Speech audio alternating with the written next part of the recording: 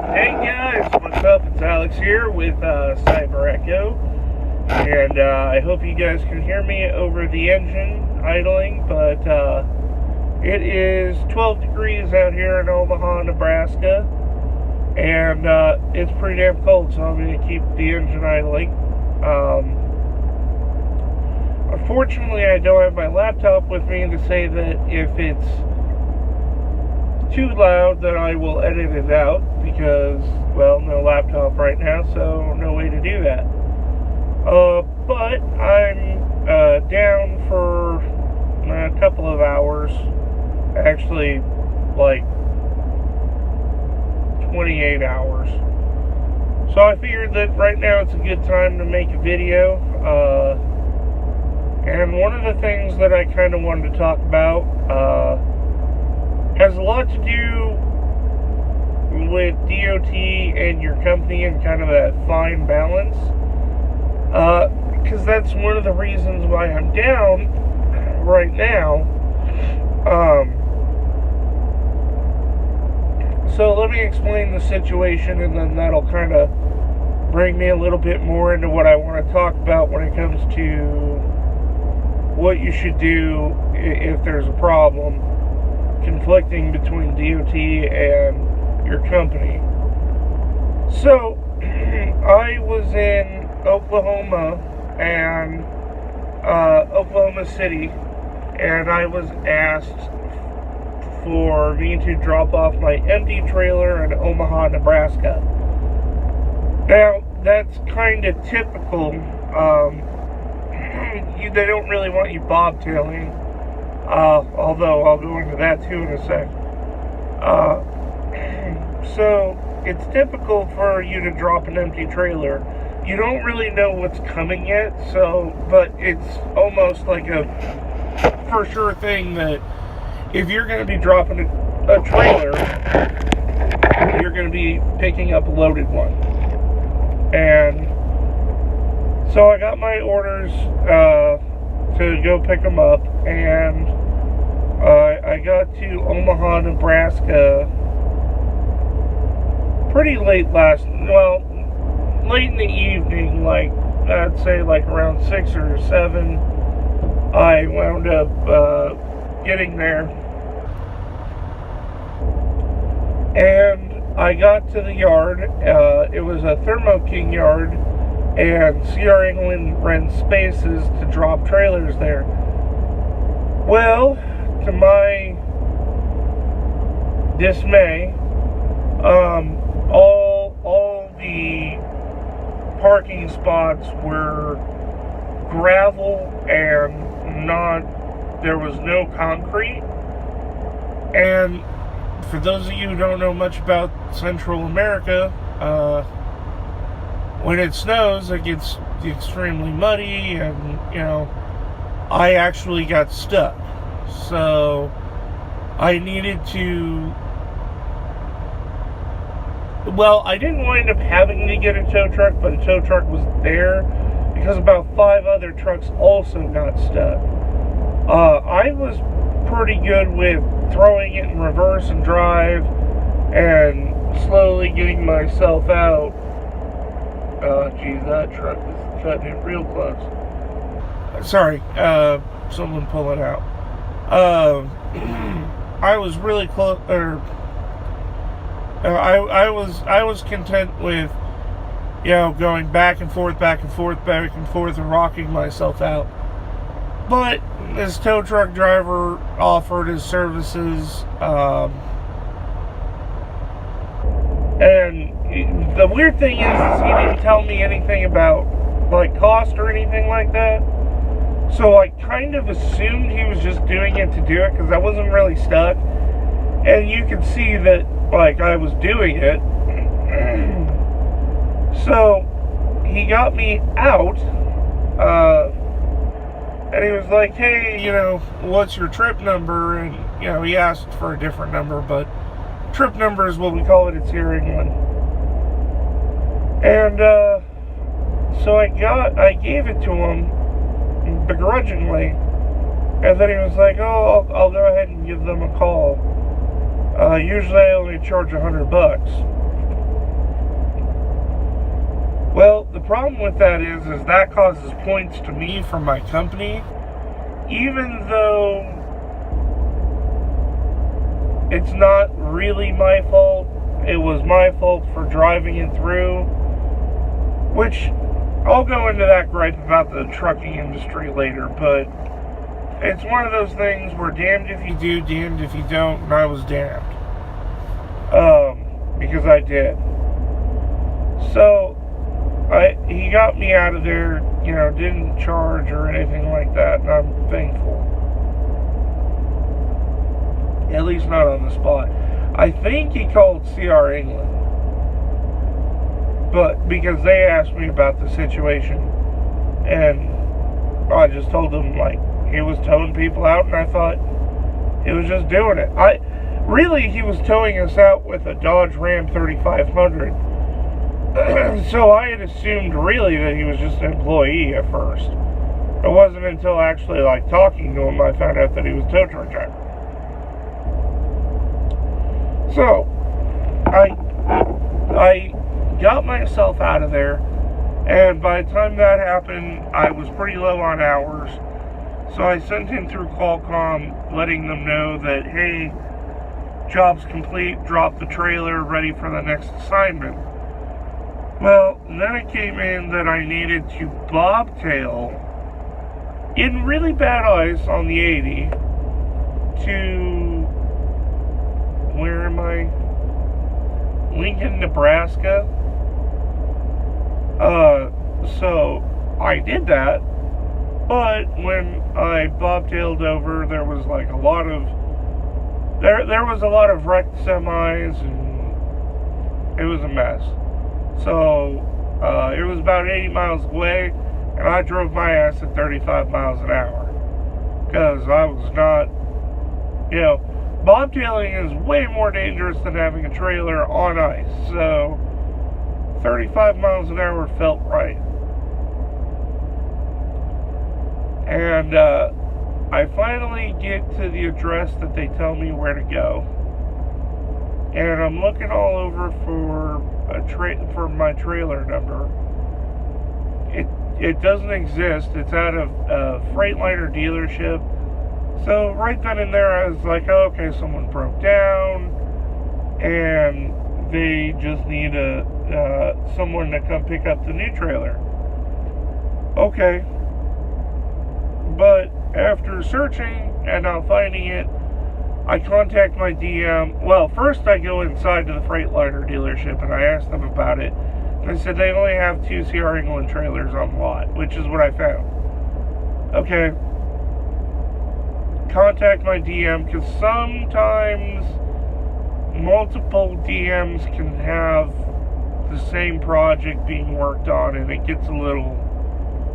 Sometimes you can drive out of your way to find out that the trailer you're looking for doesn't exist. And I thought that was the case. Which was fine. I was willing to drive back, pick up my empty trailer, and then just sit. But my DM says, well, did you try this address? And then he sends me this really wonky address that I was like, how would I even know to find that? Because it wasn't there. And he was like, never mind. He didn't say never mind, but it was like, yeah, let's not talk about that. Let's just talk about what was going on. Well, that address was only 5 miles away, so what's it to me? I drove the 5 miles. I get to this company called Hits with a Z Towing. And I talked to them, they're like, CR England trailer, and then they're just a little fuzzy about this. And then I think it was a husband and wife operation. The wife kind of knew what was going on, so she sent her husband to wherever, the trailer was, which turned out to be about a mile down the road. And we found the trailer. And, the husband found the trailer, called the wife while I was in the office, and said, I got the trailer, and then the wife said, okay, will you stay with him until he get, or will you stay there until he gets there? And I figured so that I could, know where to go, or so he could direct me, anything like that. Well, I went down there. It was an empty yard. He showed me where the trailer was, and man, this thing was hit over the weekend. Nobody told me that, but just by looking at it, you can tell, like, there's stuff bulging out the side, there's a hole in the trailer, in the T-bar, right below where the lights, that's now at like a 40-degree angle. Like, this trailer got hit, and it got hit pretty good. So I picked it up. I knew that there was a Petro, which, we're networked with Petro, so anytime there's any work that needs to be done or anything like that, like, that's usually TA and Petro's where we go, Loves, stuff like that. So I get here, and unfortunately, they don't have any availability till 8 o'clock in the morning to work on the trailer. And I take a picture of all the damage, and I call let me back up first. So I get to the trailer, and he looks at it, he's like, okay, you're gonna need, new lights, you're gonna need blah blah blah. And I was looking at the trailer, and I was looking at the scrapyard next to us, and I was like, I think it needs to go there. Well, we both had a laugh, and then he left me to it. That thing was frozen, cranked all the way up, and I had to dolly that thing, and it was stuck, and it just absolutely sucked trying to get that thing mounted. Eventually I got it. I drove it down to the Petro. That's where that whole 8 o'clock, 9 o'clock thing tomorrow morning shows up. Okay, I gotta wait till then. Sending messages to everybody saying, hey, you got the trailer. They're like, well, what damages are done to it? On our notes, just the lights are messed up. If it's gonna take that long, can't you just replace them? First of all, on that, no, I could. I don't get paid for that. I don't want to mess it up. And there's a lot of reasons why no is the answer. But pretty much what it boils down to is I have the knowledge to do it. I don't have this CR England certification to do it. And if anything breaks after that, it's my fault. I'm the last to touch this. My responsibility. And that's why I took pictures of this thing. I sent in multiple requests to departments. And everybody's been pretty good. Now, here's the tricky part. And my DM isn't like this, so I have a good experience. A DM's job is to get the load to point A to point B on time and as quickly as possible. Okay? They're not there to hold your hand. They're not there to make you feel good about anything. They're going to be your friends as long as you don't fuck them over. The moment you start getting late on loads and lazy and all this kind of stuff, you'll find out real quick they ain't your friend. Not anymore. But my DM's a little different. And CR England, I think, as a whole, is a bit different. Which I like.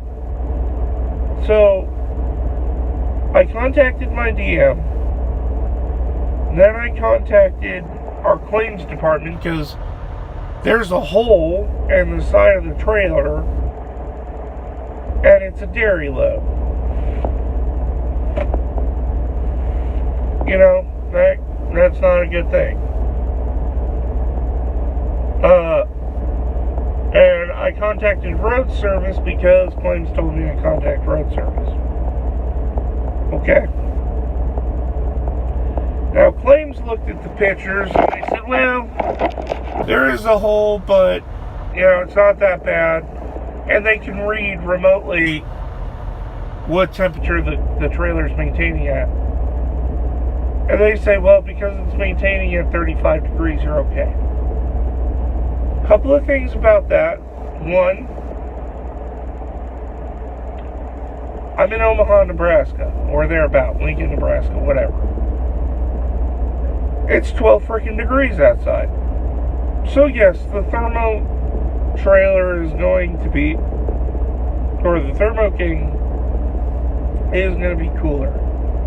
Now I realize that it operates on a plus and minus, so if it was a big enough hole, the trailer would be 13, 12 degrees, somewhere in there. But, so the Thermo King trailers, they both heat and they both cool. So if you're in a really cold environment, it's going to try to heat, okay? To try to keep it within, I forget what the range is, let's say plus or minus 5, just for fun. Okay? And vice versa, it'll keep it cold if you're in a warmer environment. My theory, and I could be wrong, is it is easier on that trailer to heat than to cool. So, and they're reading it from the Thermo King. So, again, from the outside being 13 degrees, yeah, it's going to stay cooler. But if the damage, which it is by the doors on the back end of the trailer, all that product isn't going to, I guarantee that that's not 35 plus or minus 5 degrees, or whatever it needs to be set to. But, you know, I'm paid to drive. I'm not really paid to monitor. Well, I am paid to monitor, but I don't make the shots on whether to finish delivering the load or not. If they want to pay me 1,000 miles to deliver a load that ultimately is going to get claimed out, okay, I'll play ball. But it seems a little weird. So, I contact road service after I talk to claims because they're the ones who transferred me to claim or to road service. And road service looked at the pictures and they said, "Oh, your bar is really bent. The T-bar and your lights, it's not DOT compliant. They said you shouldn't have even left the yard." Okay, well, I had to leave a mile up the road, you know, well, 1 to 5 miles. We'll meet in the middle, say 3.5. I had to leave that 3.5 miles illegally in order to get it to a place that's legal. Now, my personal justification is, if I can prove to a DOT officer, aka a cop, that I'm leaving from this location to a repair facility to get this fixed, they're not even going to bother me. If they wanted to be a dick, yes, they can. So, technically, no, I shouldn't have even left there. But I like being productive. After I left, or after calling them, they had told me that I need to stay put. Okay, so my last orders are don't move. So then I get a call from claims saying, "Hey, why aren't you moving?" Like, because they told me to call claims and say that they need something called the transload,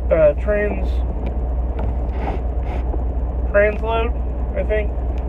Basically, another driver needs to come here with an empty trailer like what I had, and then we need to get the product moved from the damaged trailer onto the new trailer. Makes sense. Claims didn't like that. So the call I got was, why aren't you moving? And I said, well, even if that hole isn't an issue, which I seriously doubt, but even if it isn't an issue, my T-bar's bent. Well, you know, you can still drive with that. To which point I asked for that person's name and their contact information, and when they asked me why I was asking that, I replied with, I need to know who I'm going to send the ticket to. Because if I get a ticket, yeah, it's going to be points on my record, but I'm sure as shit not paying that. Or I'll be reimbursed. So, Claims lost the argument ultimately in the end, trying to wrap up that whole story. And I'm sitting here until 8 or 9 tomorrow morning to...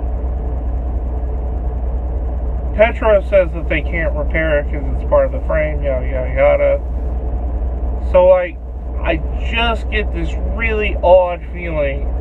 I'm sitting here to be told that I'm going to need to go to a trailer company. So it does a little bit bother me that I have the feeling I'm just sitting here to sit here.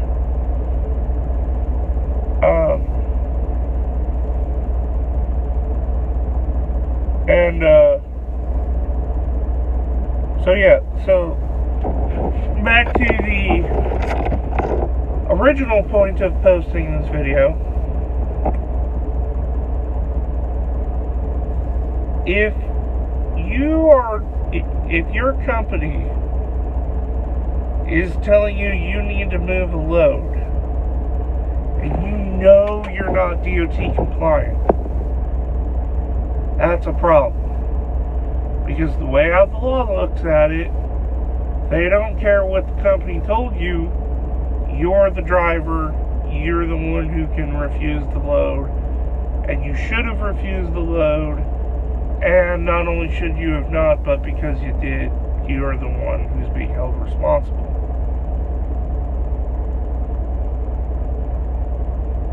It's like, you gotta weigh the risk.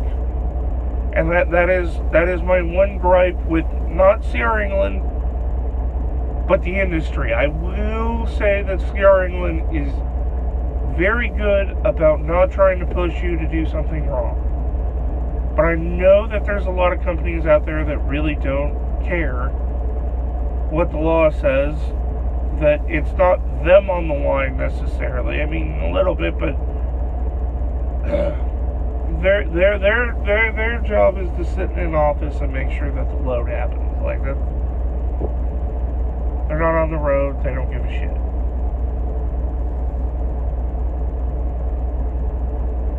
But with us drivers, guys, if you have a load, like, okay, I was very easily able to justify why I'm going from point A to point B, and it was a short distance. So rolling those dice, I was comfortable with. Now, will I go from Omaha, Nebraska to Buffalo, New York on this load? No way. There are way too many, even if I drove at night, which most East Coast tolls that I've gone through are still open at night. They make their money from us come hell or high water, 365, 24/7. I am not going through and paying, like, I don't even know what that, let's assume that, you know, the ticket's minor. Well, if I get busted, they can shut me down. If they shut me down, I'm going to have to spend the time that I would have been spending at a and now I get to do it at a truck stop. So if I gotta pee or eat, whatever, I get to go pee and eat. If I'm at a truck shut down at a weigh station, well, I can pee, but my food is going to be out of a vending machine because I'm out of my other stuff. But which I got to restock, and I might go do that later. Thank you for reminding me, guys.